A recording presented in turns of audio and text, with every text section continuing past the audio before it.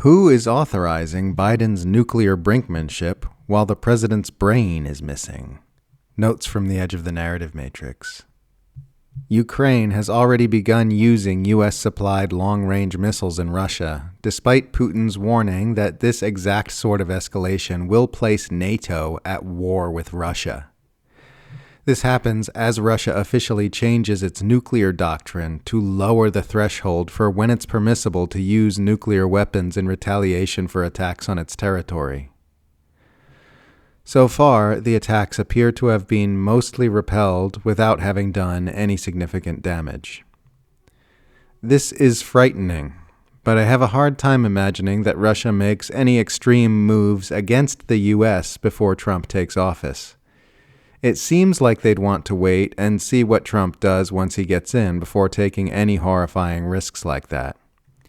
It is much more likely that Russia will instead respond to this escalation by escalating its attacks on Ukraine, like it normally does. Who knows, though? If these attacks on Russia continue, there's literally no limit to how bad this could get. It's so fun how the Biden administration is using its lame duck months to skyrocket hostilities between nuclear superpowers, and we don't even really know who's making these decisions because the president's brain is cottage cheese. These escalations happen as Ukrainians begin moving into a majority consensus that it is time to seek peace. A new Gallup poll has found that a majority of Ukrainians throughout the country now support peace talks to end the war with Russia, with 52% favoring peace and 38% wanting to fight on. As usual, people are more opposed to continuing the war the closer they are to the front line, with 63% of the respondents in eastern Ukraine supporting peace talks and only 27% wanting to continue the fighting.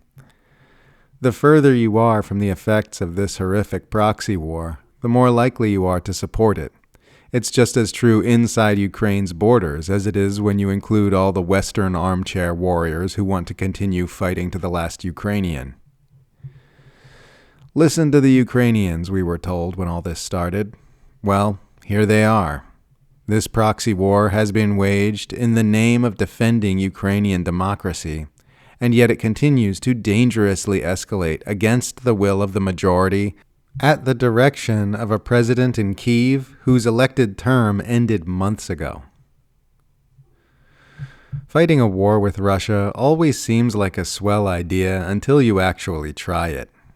The fact that the majority of Ukrainians now support ending the war is yet another example of this oft-repeated history lesson. The only way to view Trump as significantly worse than Biden is to take very little interest in U.S. foreign policy.